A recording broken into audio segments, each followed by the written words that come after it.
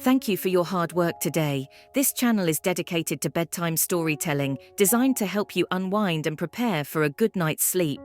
Tonight's stories are classic Japanese folk tales, perfect for drifting off to sleep. From heartwarming tales to ones that will make you chuckle, we have a variety of stories for you. We hope you enjoy them and feel a sense of nostalgia. Now, relax and enjoy. Good night.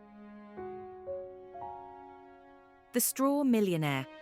Long ago, in a small village surrounded by rolling hills and verdant fields, there lived a poor young man who, despite his hard work, could not improve his lot in life.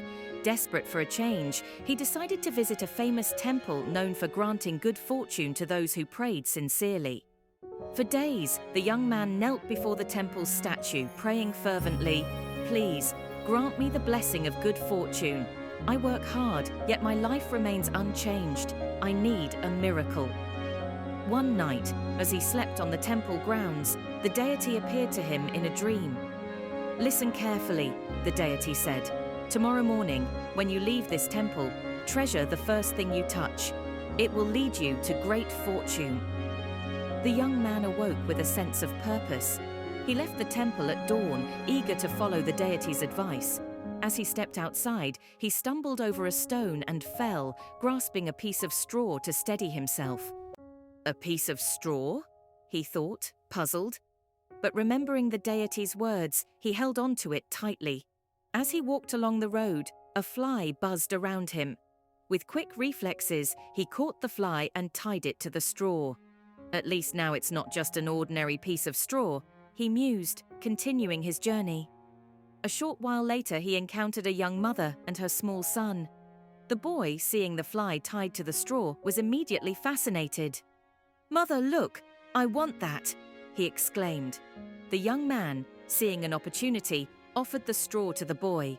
In gratitude, the mother gave him 3 ripe, juicy oranges. "Thank you so much," she said. "These are the best oranges from our garden." Feeling encouraged, the young man continued on his way, now carrying the oranges.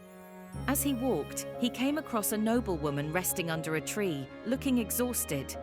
Her servants were fanning her, but she still seemed weary. "Are you all right?"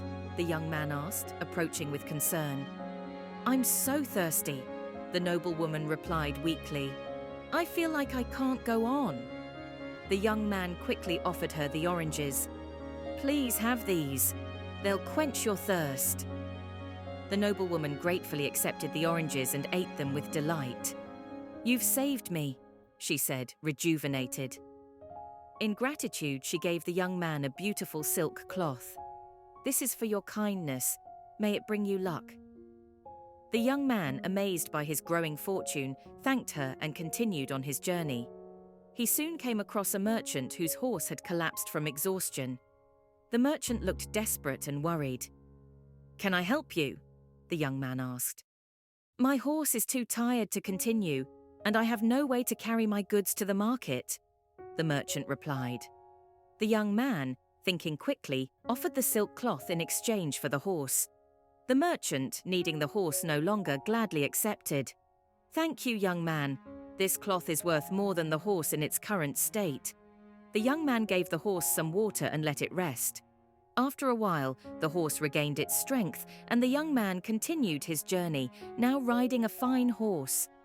As the sun began to set, the young man arrived at a grand estate.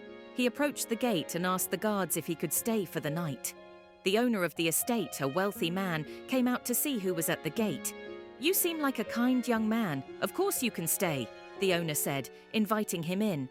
Over dinner, the young man shared his story, and the owner was deeply moved. "Your journey is remarkable," he said. "I am planning to leave on a long trip and could use a good horse. In exchange, I would like you to have my estate and all its lands. They need someone like you to look after them." The young man, astonished by his good fortune, accepted the generous offer.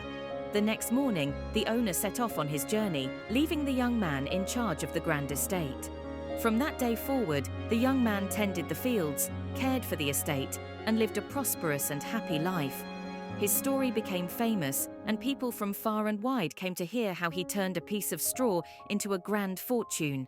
They called him the Straw Millionaire, and his legend lived on for generations. Good night.